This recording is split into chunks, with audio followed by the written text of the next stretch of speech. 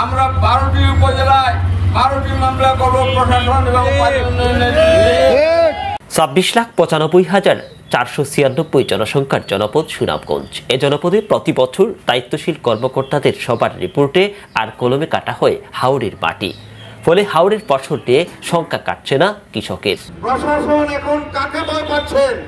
কার ভয়ে আপনারা দুর্নীতির আশ্রয় নিচ্ছেন? কার ভয়ে আপনারা অমুক তমুক নেতাকে কাজ দিয়ে এই কৃষকের ভাগ্য নিয়ে ছিনিমিনি খেলছেন? কৃষিকাজে জড়িত জনসংখ্যার 63.7% মানুষ। জেলার 53 হাওরে 686 ফসল রক্ষা বাদে এবার বরাদ্দ হয়েছে 127 কোটি টাকা।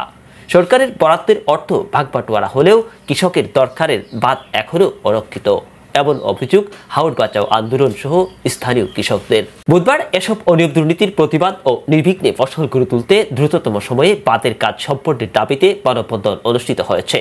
সুনামগঞ্জ শহরের আলফাত স্কয়ারে হাওর বাঁচাও আন্দোলনের কেন্দ্রীয় কমিটির ব্যানারে অনুষ্ঠিত সভায় সভাপতিত্ব করেন হাওর বাঁচাও আন্দোলনের কেন্দ্রীয় কমিটির সহসভাপতি বীর মুক্তিযোদ্ধা অ্যাডভোকেট আসাদুল্লাহ সরকার, কেন্দ্রীয় কমিটির সাধারণ সম্পাদক বিজন সেন রায়, সুনামগঞ্জ জেলা কমিটির সভাপতি ইয়াকুব বাহলুল।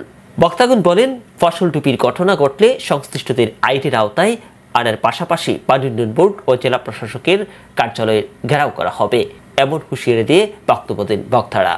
যদি হাওরে বাঁধ ভেঙে যায় তাহলে আমরা পানি উন্নয়ন বোর্ড, জেলা প্রশাসন ঘেরাও করতে বাধ্য হব।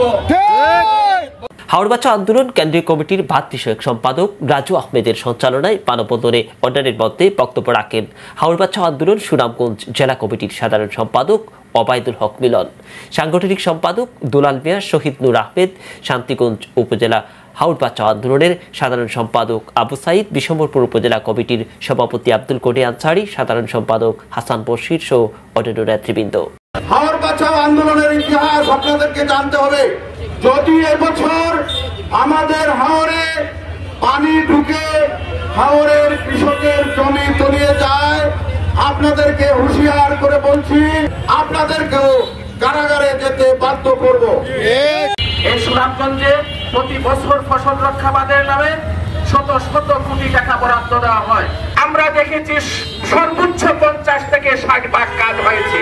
এই পানি উন্নয়ন বোর্ড এই তথ্য নিয়ে যে লুকোচুরি করছে, মানুষের সাথে যে প্রতারণা করছে, আমরা এর তীব্র প্রতিবাদ জানাচ্ছি। আমরা তাদের সেই প্রতিবেদনকে আমরা প্রত্যাখ্যান করছি।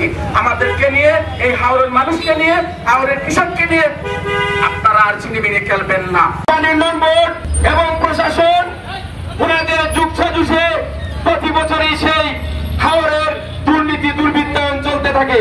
যে প্রতি বছর যখন পরিকল্পনা করা হয়, এই পরিকল্পনার মাধ্যমে দুর্নীতির বীজ বপন করা হয়। আমি আমার জায়গা থেকে বলি যে আসলে হাওরে কোনো কাজ হয় না, হাওরে হচ্ছে জাগার মাল জাগাত। ওনারা কি করেন, যে পুরাতন বাঁধকে এক্সকাভেটর দিয়ে পুড়ে ওনারা জাগার মাল জায়গায় বসিয়ে দেন।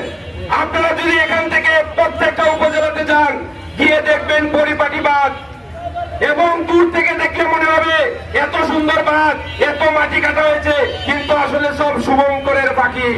এই কৃষকের জন্য,